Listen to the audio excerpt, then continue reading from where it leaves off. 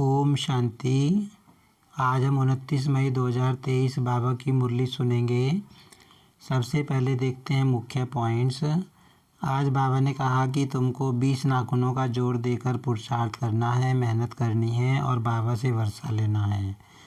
बाबा ने कहा कि ये ज्ञान जो तुम अभी सुन रहे हो सतयुग में नहीं होगा। मैं एक ही बार आकर ये ज्ञान देता हूँ, तो 21 जन्मों के लिए फिर ज्ञान की ज़रूरत नहीं रहती। बाबा ने कहा कि जो ये लॉकेट और बैज तुम्हारे लिए बनवाए हैं, तुम इन पर बहुत सेवा कर सकते हो, तुम्हें इनकी कदर रखनी है। और आज बाबा ने कहा कि बोलने की तो तुम सेवा करते हो, लेकिन तुम्हें अपने स्वरूप से फरिश्ता स्वरूप प्रत्यक्ष करना है। तुम्हारे फीचर्स से फरिश्ता प्रत्यक्ष होना चाहिए, तो बाबा कहते हैं उससे सेवा बहुत सहज होगी। ओम शांति। अब सुनते हैं बाबा की मुरली विस्तार से। आज की मुरली का सार है, मीठे बच्चे 20 नाखूनों का जोर दे पुरुषार्थ करो और बाप से पूरा वर्षा लो, धारणा कर दूसरों को कराओ।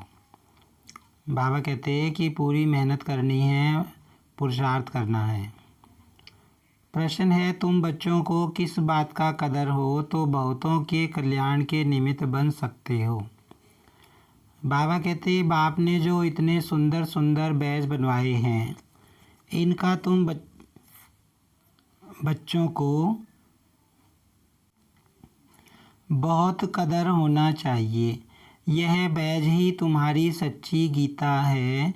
इस पर तुम सृष्टि के आदि मध्य अंत का राज किसी को भी समझा सकते हो। तुम्हारे पास यह निशानी सदैव होनी चाहिए। बाबा कहते कि ये जो बाबा ने बैज बनवाए हैं, ये तुम्हारे पास होने चाहिए। इन बैजों की सहायता से तुम सेवा कर सकते हो। किसी को सृष्टि चक्र का ज्ञान इन बैजों की सहायता से दे सकते हो। बाबा ने बहुत ख्यालात से यह चीज़ें बनवाई हैं, इनकी बहुत महिमा निकलेगी। बाबा कहते आगे जब समय आएगा तो इनकी बहुत महिमा निकलेगी। आज की मुरली में गीत है, माता ओ माता ओम शांति।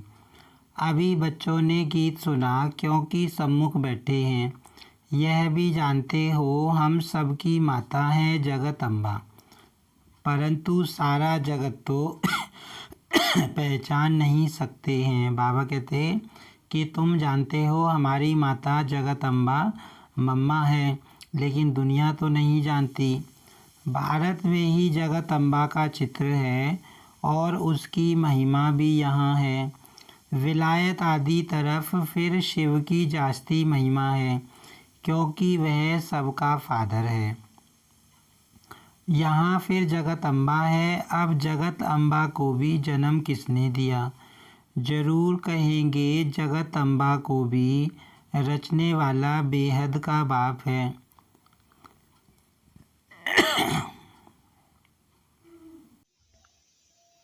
अब जगदम्बा को किसने रचा? तो जगदम्बा को भी तो ब्रह्मा बाबा ने, शिव बाबा ने ब्रह्मा बाबा के द्वारा अपना बच्चा बनाया, बच्ची बनाया। तो उसको भी रचने वाला कौन है? शिव बाबा। लेकिन जानते नहीं मनुष्य। पीछे माता आई है, माता की कितनी महिमा है। हो तो तुम सब माताएं, वंदे मातरम कहते हैं। कन्याएं फिर माता बनती हैं, तो यह महिमा है जगत अम्बा की। तुम बच्चों को जगत अम्बा की बायोग्राफी का पूरा पता है। माना जगदम्बा मम्मा की जीवन कहानी को हम पूरा जानते हैं। तुम जगत अम्बा के मंदिर में जाएंगे तो कहेंगे यह सब चैतन्य में बैठी हैं। विशेष बुधवार के दिन मम्मा की महिमा की जाती है। शिव बाबा का दिन है सोमवार, उसे सोमनाथ भी कहते हैं। सोमवार के दिन शिव पर लोटी भी चढ़ाते हैं। लोटी तो शिव पर रोज़ चढ़नी चाहिए, खास सोमवार को क्यों?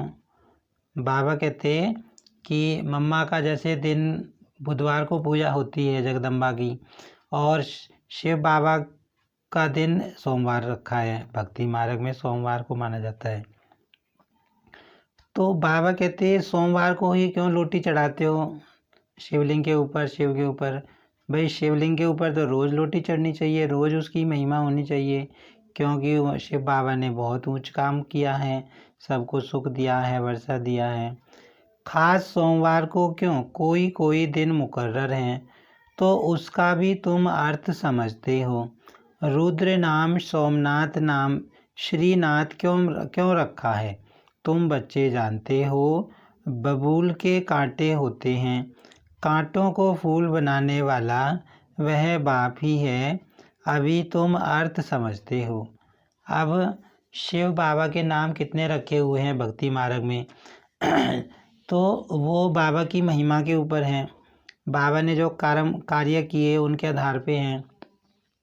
जैसे बाबा का बम्बई में मंदिर है बबूलनाथ, तो उसका बबूलनाथ नाम बाबा का क्यों रखा है? क्योंकि वो बबूल होता है कांटों वाला पेड़। तो बाबा क्योंकि हम बच्चों को जिनके अंदर 5 विकार आ जाते हैं कांटों को फूल बनाते हैं ज्ञान देके, इसीलिए नाम रखा बबूलनाथ। अच्छा, सोमनाथ भी बाबा का नाम है। तो सोमनाथ क्यों नाम रखा?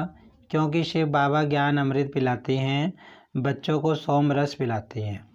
तो बाबा कहते ये सारी बातें तुम अब अर्थ सहित समझते हो। महिमा सारी भारत में ही है, यहाँ ही आते हैं। क्राइस्ट की कृष्ण के साथ भेंट करते हैं, क्राइस्ट का छोटा रूप बनाकर निकालते हैं। ताज भी उनको देते हैं, परंतु उनको ताज तो मिला नहीं है। हर एक अपने धर्म की बड़ाई करते हैं, हिंदू धर्म वाले ही अपने धर्म की बड़ाई नहीं करते हैं। धर्म में ताकत है। अभी हम बाबा से कितनी शक्ति लेते हैं। इस गीत में मम्मा की महिमा है, लेकिन बाप न होता तो शिव शक्तियाँ कैसे होती? वंदे मातरम के लायक कहाँ बनती? अब बाबा कहते सबसे ऊंची महिमा तो शिव बाबा की है, उसके बाद फिर जगदम्बा की है। तो जगदम्बा को भी ऐसा बनाने वाला, वंदे मातरम करने वाला भी तो शिव बाबा है ना। माताओं और बहनों को इतना ऊंचा उठाने वाला, इतना ऊंच वर्षा बनाकर इतना ऊंच लायक बनाने वाला तो शिव बाबा ही है। भगवान कहते हैं वंदे मातरम। सन्यासियों का निवृत्ति मार्ग भी ड्रामा में नूंदा हुआ है। बाप आकर समझाते हैं बरोबर यह भी अच्छा धर्म है। धर्म सब पहले अच्छे होते हैं। सन्यास धर्म भी तो जो है निवृत्ति मार्ग का है ना, मतलब अकेले रहते हैं वो। और बाबा कहते कई बार बाबा ने मुरलियों में बताया है कि सन्यास धर्म भी नहीं होता द्वापर युग में तो ये भारत बहुत ही नीचे गिर जाता, बहुत ज़्यादा पतित बन जाता। सन्यास धर्म ने भी भारत को थामा है। जो भी नई आत्माएं आती हैं वह अच्छी होती हैं, अपना प्रभाव निकालती हैं। जैसे अरविंद घोष आया तो उनकी कितनी महिमा निकली, उन द्वारा छोटा मठ स्थापन हुआ। बाबा ने समझाया है कि नई आत्माएं आती हैं, आकर अपना मठ पंथ स्थापन करती हैं, है ना।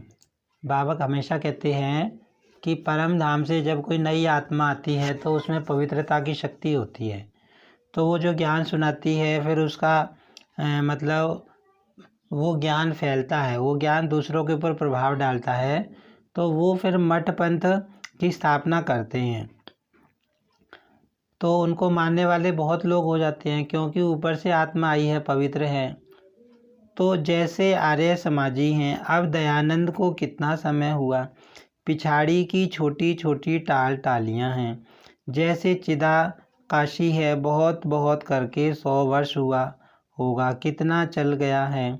महिमा कितनी है, क्योंकि हिंदू धर्म वाले अपने धर्म को न जानने कारण और धर्मों में घुस जाते हैं। अब तुम जान गए हो, बना बनाया ड्रामा है जो फिर रिपीट होता है। बाबा ने इनके सब ये सब क्या है, गुरु हैं जो हुए हैं, जो ऊपर से आत्मा आई है, पावन आई है, उनका प्रभाव फैला। तो बाबा कहते ये सब ड्रामा बना हुआ है, रिपीट होता रहता है। कैसे कैसे धर्म स्थापन होते हैं, आखिर सृष्टि को पुराना जरूर बनना है। बाप कहते हैं नया बनाने वाला सिर्फ मैं हूँ। इस समय सब जर्जरी भूत अवस्था में है। अब बाबा कहते हैं ये दुनिया नई होती है फिर पुरानी भी इसको होना है। तो जब पुरानी हो जाती है, मनुष्य सृष्टि रूपी जो पेड़ है, झाड़ है, जो बिल्कुल जर्जरी भूत अवस्था में आ जाता है, मतलब बिल्कुल सूख जाता है, तो बाबा कहते फिर मैं ही आता हूँ, मैं ही पुरानी दुनिया को नया बनाता हूँ। भक्ति मार्ग का अब अंत होता है, ज्ञान का है आदि। सतयुग में यह ज्ञान नहीं चलता है। ज्ञान एक ही बार बाबा देते हैं, फिर 21 जन्म ज्ञान की दरकार नहीं रहती। माना कलयुग में जब आत्मा दुर्गति को पाती है तो शिव बाबा संगम युग पर आकर एक ही बार ज्ञान देते हैं, जिससे 21 जन्मों के लिए आत्मा की सदगति हो जाती है और 21 जन्मों के लिए ज्ञान की फिर ज़रूरत नहीं रहती। बाप से वर्षा मिल जाता है, फिर सतयुग त्रेता में पढ़ाई होती नहीं। अविनाशी बाप द्वारा अविनाशी पढ़ाई होती है। 21 जन्म फिर उनका फल मिलता है। मनुष्य जो पढ़ते हैं वह एक जन्म के अल्पकाल सुख के लिए, फिर पढ़ना नहीं होता है। हर एक अपने सुख की प्रारब्ध बनाते हैं।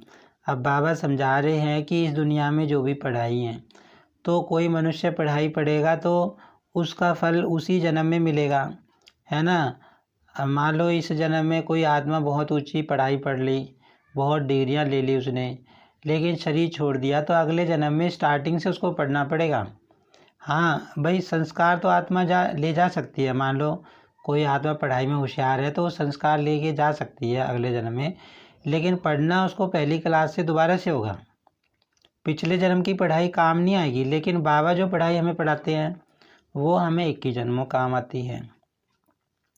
लौकिक संबंध में तो सिर्फ बाप और दादे से ही बच्चों को वर्षा मिलता है।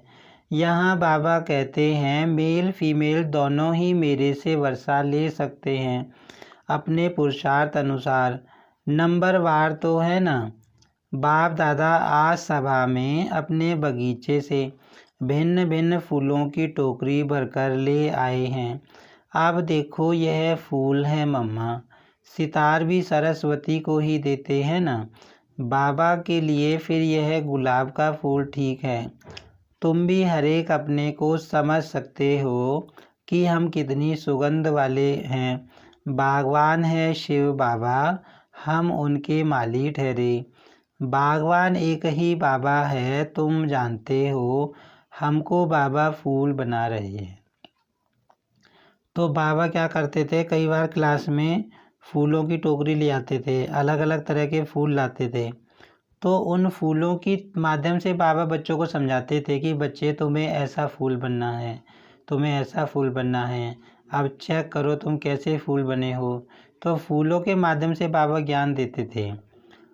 तुम जानते हो हमको बाबा फूल बना रहे हैं। फूल मतलब दिव्य गुणधारी बाबा हमको बना रहे हैं, दिव्य गुण हमारे अंदर भर रहे हैं। जो हमारे अंदर 5 भूतों रूपी कांटे थे उनको निकाल रहे हैं। बलिहारी जगत अम्बा की व जगत पिता की नहीं, बलिहारी तो शिव बाबा की है। वह अगर नहीं होता तो इनकी महिमा कैसे होती। शिव बाबा की याद से ही इतना ऊंच मर्तबा मिलता है। अब बाबा कहते हैं शिव बाबा ही ना होता तो ब्रह्मा को फिर कौन पूछता, ब्रह्मा को इतना श्रेष्ठ कौन बनाता। तो महिमा तो शिव बाबा की है ना। वह है ऊंचे ते ऊंच भगवान, रहते भी हैं परम धाम में। अच्छा कहते हैं लक्ष्मी भगवती नारायण भगवान, वह भल कहाँ के रहने वाले हैं। यहाँ मनुष्य सृष्टि के रहने वाले हैं। उन्हों को ऐसा ऊंचा किसने बनाया, तुम अब बन रहे हो ना। सृष्टि का रचयिता तो बरोबर बाप ही है। भगवान भगवती सरनेम हो जाता है।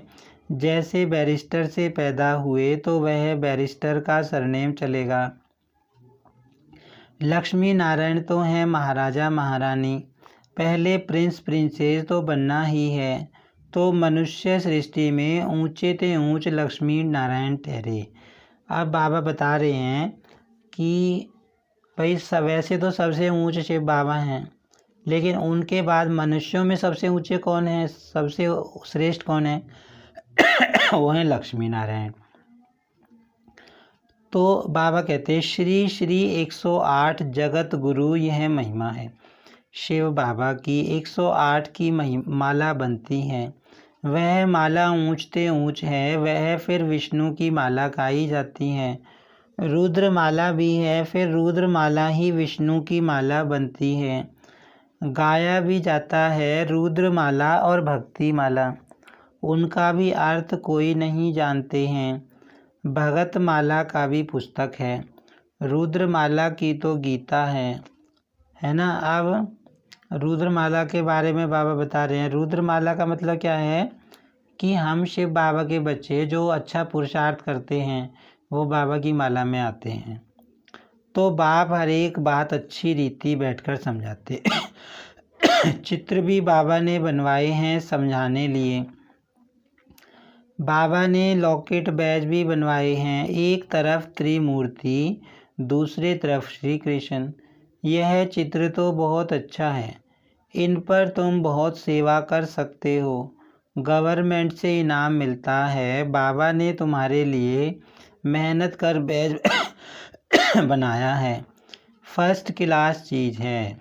लॉकेट दिखाकर बोलो, आओ हम सारे सृष्टि का राज इससे आपको बताएं। बाबा कहते हैं कि जो बाबा ने बैज बनवाए हैं, जो बच्चे लगाते हैं, बड़ी मेहनत से बनाए हैं, तो बाबा कहते हैं इन पर भी तुम आत्माओं को ज्ञान समझा सकते हो।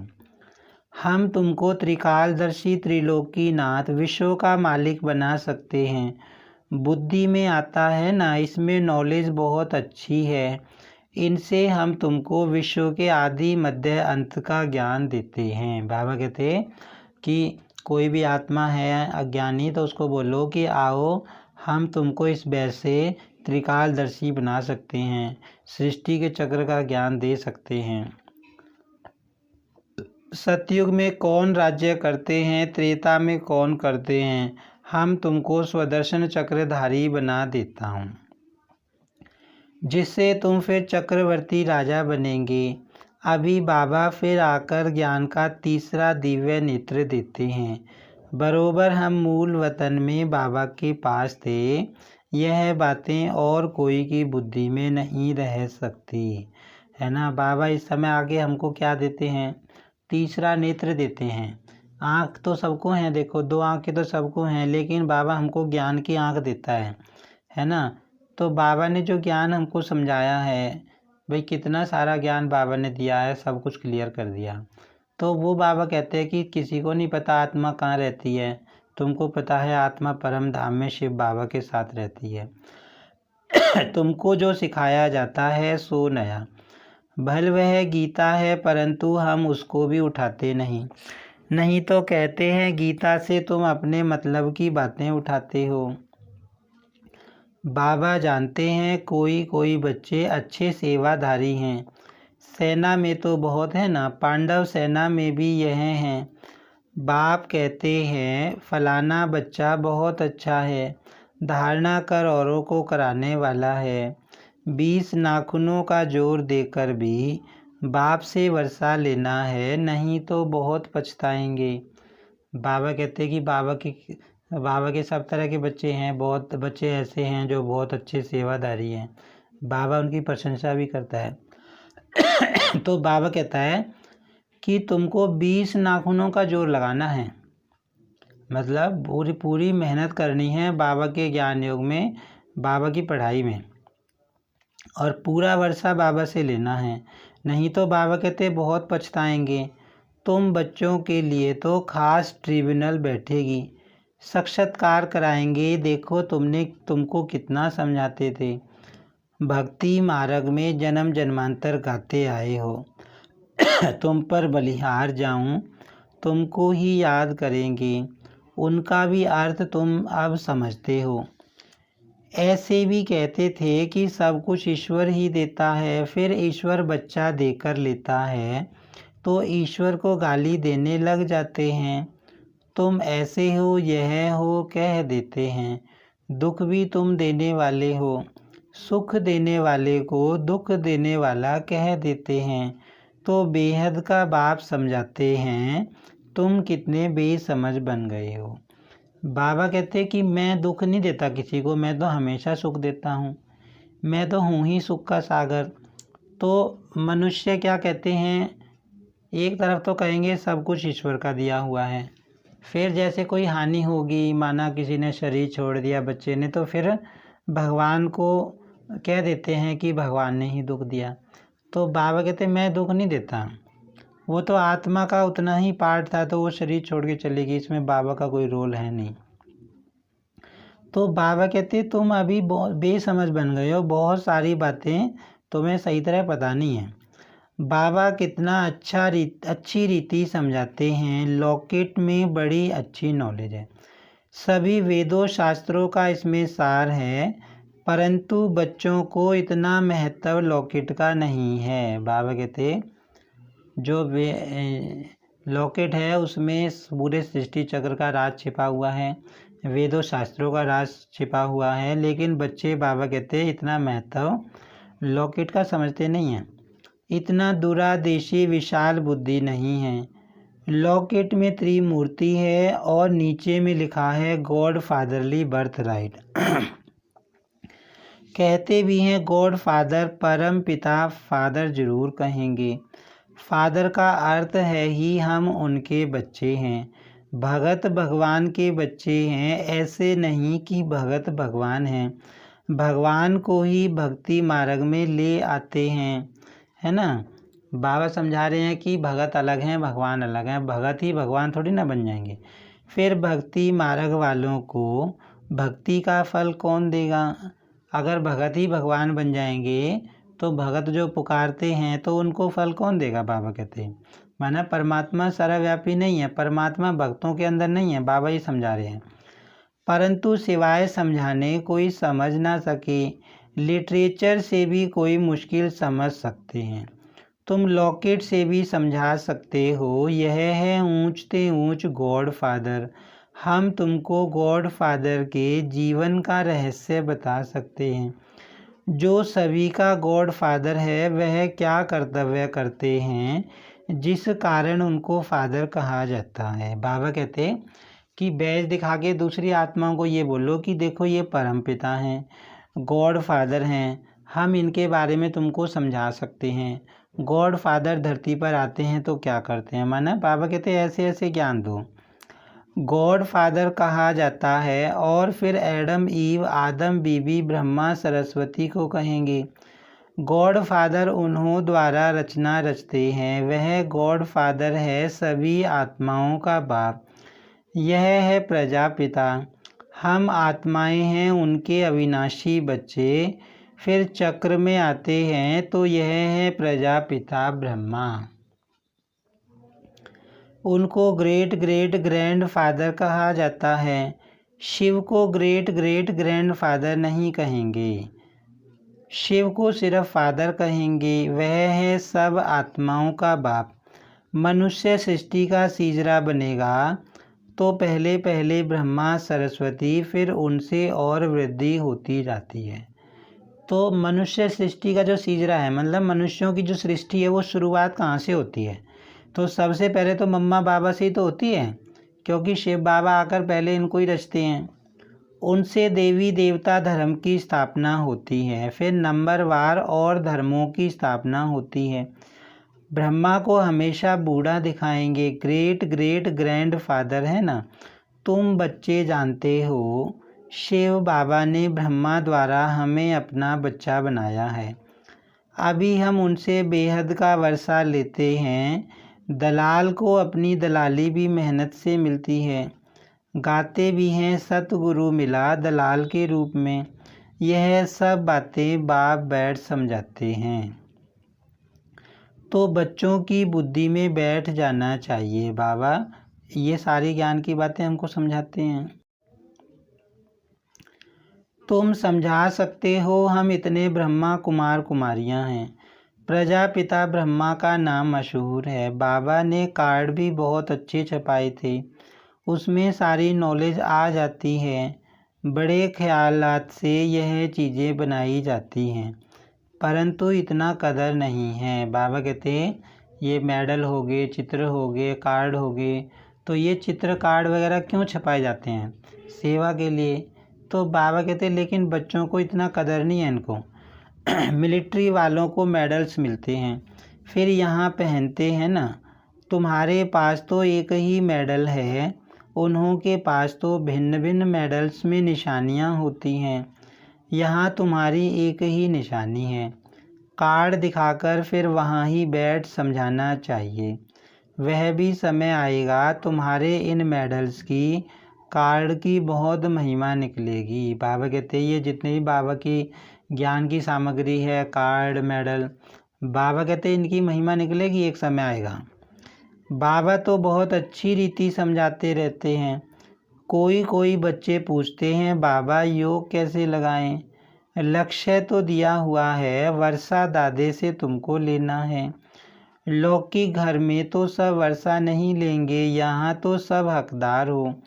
पहले देखो झाड़ के झाड़ आए, फिर उनसे कोई की टांग कट गई, कोई की बाह कट गई, बाकी ब्राह्मण बनने वाले अपना वर्षा ले रहे हैं, है ना। बाबा समझा रहे हैं कि शुरू में तो देखो कितने बच्चे ढेर के ढेर बाबा के बच्चे बने। शुरू में कितने बाबा के बच्चे बने, कितनों ने ज्ञान लिया, मतलब बहुत ज़्यादा संख्या में आए। तो लेकिन बाबा कहते कुछ को माया ने खींच लिया, तो कुछ छोड़ के चले गए बाबा को। और जो ब्राह्मण बनने वाले थे वो अब भी वर्षा ले रहे हैं, अब भी बाबा के पास हैं। ऐसे नहीं कि झाड़ स्वर्ग में नहीं आएगा, आएंगे सब, परंतु जो अच्छी रीति पढ़ते हैं वह विजय माला में आएंगे, बाकी प्रजा में। अब बाबा कहते हैं कि जिसने थोड़ा सा भी ज्ञान लिया होगा तो वो भी स्वर्ग में आएगा। लेकिन बाबा एक बात कहते हैं कि जो अच्छी तरह पढ़ेंगे वो सतयुग के स्टार्टिंग में आएंगे और वो विजय माला में आएंगे। बाकी आत्माएं सब प्रजा में जाएंगी, वो बाद में आएंगी, सतयुग में नहीं आएंगी। हाँ, प्रजा में भी जो साहूकार बनना चाहें तो उसके लिए युक्ति मिल सकती है। प्रजा में भी बहुत साहूकार बन सकते हैं। राजाओं से भी साहूकारों के पास मिल्कियत बहुत रहती है। द्वापर से जब राजाओं को भी तंगी होती है तो फिर साहूकारों से कर्जा लेते हैं। अब बाबा बताते हैं कि कोई आत्मा अगर चाहे तो प्रजा के अंदर भी बहुत धनवान बन सकती है, अमीर बन सकती है, साहूकार बन सकती है। बाबा कहते हैं प्रजा में भी कुछ साहूकार ऐसे होते हैं जिनके पास राजाओं से भी ज़्यादा धन होता है। तो द्वापर युग में तो राजा खुद उधार लेते थे साहूकारों से जो प्रजा में होते थे। तो अच्छा, मीठे मीठे सिक्की लदे बच्चों प्रति माता पिता बाप दादा का याद प्यार और गुड मॉर्निंग। रूहानी बाप की रूहानी बच्चों को नमस्ते।